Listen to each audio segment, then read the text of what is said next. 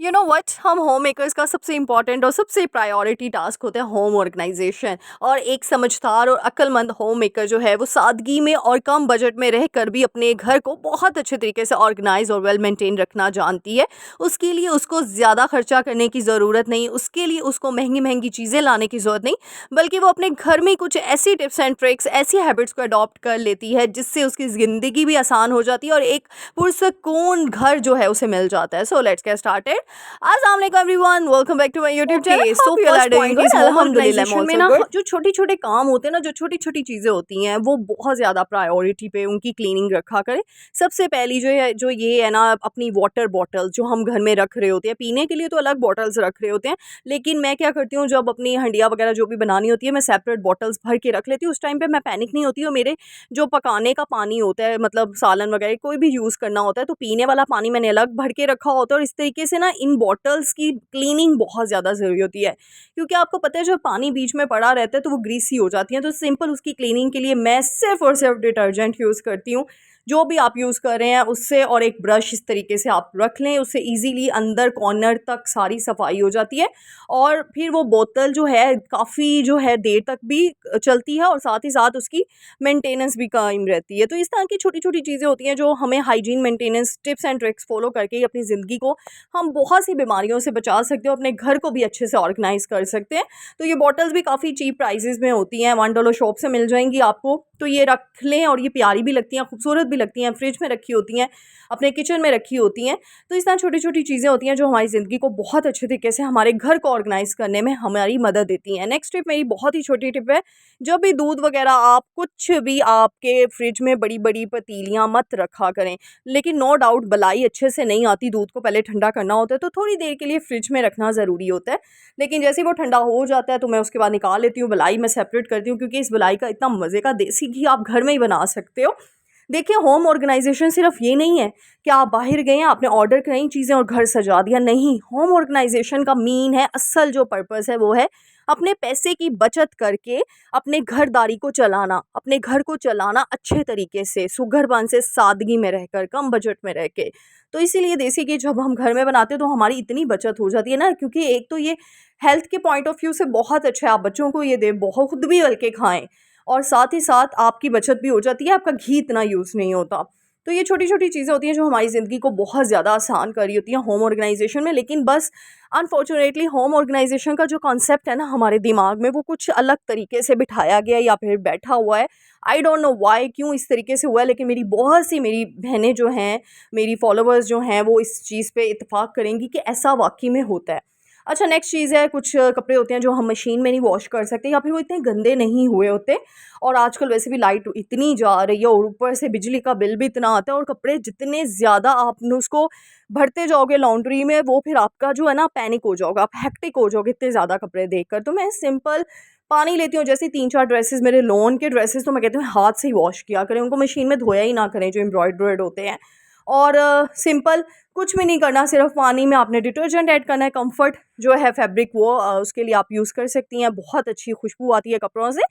और सिंपल ये कपड़े ऐसे होते हैं, कुछ कपड़े होते हैं ना जो हम सिर्फ 1 दिन के लिए पहनते हैं, कुछ टाइम के लिए पहने जाते हैं, तो उनको इतना ज़्यादा मलने की भी ज़रूरत नहीं होती, तो मैं बस भिगो के रख देती हूँ, इससे मेरे टाइम की भी बचत होती है और जल्दी से भी काम हो जाता है। और बस जी उसको ड्राई करके और फिर मैं धूप में थोड़ी देर के लिए कपड़ों को बिछाती हूँ। आई नो कि कलर फेंट ना हो जाए, बिल्कुल नहीं फेंट होगा अगर आप कपड़ों को उल्टा करके बिछाएँगे, हल्की-हल्की धूप में बिछाएँ, तेज़ कड़ी धूप में नहीं बिछाने चाहिए लॉन के कपड़े। और जैसे ही ये सूख जाते हैं, थोड़ा-सा मतलब इनका मुझे होता है ना, क्योंकि कपड़ों से ना अनप्लीज़ेंट स्मेल आना शुरू हो जाती है अगर आप धूप में नहीं बिछाते तो। तो जैसे ही थोड़ा-सा अभी धूप यहाँ पे चली गई थी, बट मैंने वीडियो रिकॉर्ड करनी थी आप लोगों के लिए, तो मैंने इसलिए यहाँ पे बिछा दी। बस हवा या धूप लगने की देर होती है, और जैसे ही थोड़े से वो होते हैं मतलब सूखते हैं, तो फिर मैं दोबारा से उनको नीचे डाल देती हूँ। ईज़िली फिर वो जो है वो ड्राई हो जाते हैं। इस तरह की छोटी-छोटी टिप्स एंड ट्रिक्स, हैबिट्स को अगर हम अपना लेंगे ना, तो यकीन करें हमारा टाइम भी बहुत ज़्यादा बचेगा, और हमारे रोज़मर्रा के काम ऐसे चुटकियों में यूँ वाइंड अप हो जाया करेंगे, क्योंकि हमारा माइंड बहुत ज़्यादा एक्टिवेट रहता है इन चीज़ों से। क्योंकि जब आप खुद सोचे आपका काम निबट जाता है ना, तो आप रिलैक्स फ़ील करते हो, दिमागी सुकून आपको मिलता है।